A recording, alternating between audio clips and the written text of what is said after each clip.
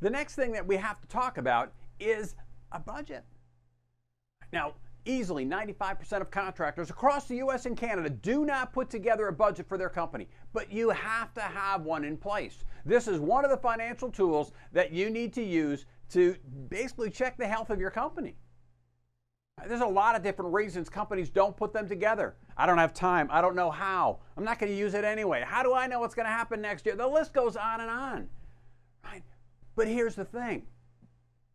This is one of the tools that you need to measure the financial health of your company. As I said, you need to have it in place. Now, we'll look at a very simplified budget here, right? So for my little company, and you can put as many zeros on these numbers as you would like. We start out, the first element that we have to have is the actual projected sales.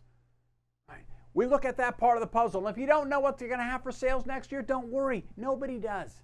But you do know what you did for sales last year. Right? And we think about it. If we lost money in January, February, March last year, and we lost money in January, February, March the year before that, and we lost money in January, February, March the year before that, what are the odds we're going to lose money in January, February, and March of this year coming up? It's pretty good, right? So use that as your guide, right? So we start out projected sales, right? So I can see in January I have 2,000, and February is 1,000, and March is 3,000, and then April is 12,000, and 30, and 25, and so on down the year. What's the first thing we notice about the sales in our company? They're seasonal, right? We've got ups and downs throughout the year. Most every company has that. And then the next element is our cost of sales. Now, this is very simplified. So this is not only the cost of the job, but it's all overhead expenses combined. And so we see in January, 6,000 in expenses, February, 5,000, 7,000 in March, 10,000, 20,000, right? And again, we have the seasonality. And so that brings us with our net profit and loss for the company for the year. And again, this is from a cash flow basis. So we start out in January, I can see we lost $4,000. In February, we lost another $4,000. In March, we lost another $4,000. Right? And then we made 2,000 and made 10 and made 7 on throughout the rest of the year. So a properly put together cash flow budget needs to have this last line on here. It's the cumulative profit and loss for the year. It's basically, if you will, your checkbook balance for that point in the year. Right? So I start out in January, I'm at minus 4,000. In February, I'm now at minus 8.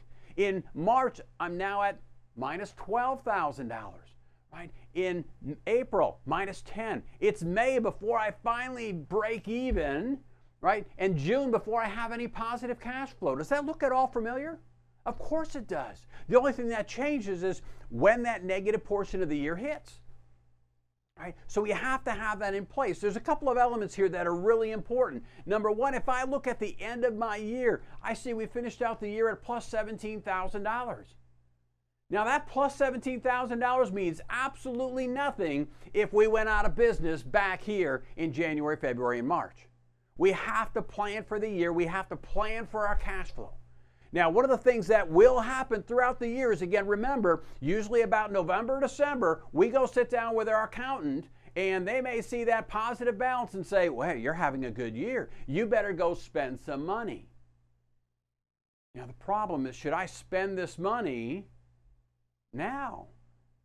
If you think about it from a cash flow perspective, right, I've also got minus 3,000 here in December, right? So we've got a negative month there, and chances are we got a bunch of negative months coming up here. I better carry some of that cash over to the next year. So your accountant isn't giving you bad advice. They're purely giving you accounting advice. Right? In fact, sometimes your accountant will tell you, don't worry about next year, we'll worry about that next year. Right now, let's just take care of this year. The problem is you have the same checkbook balance on January 1st that you had on December 31st. You have to run your basis on a rolling 12-month basis looking at the cash flow of your company. We better carry some of that profit over to the next year to help us get through that negative period in time. Plan your cash on a month-by-month basis.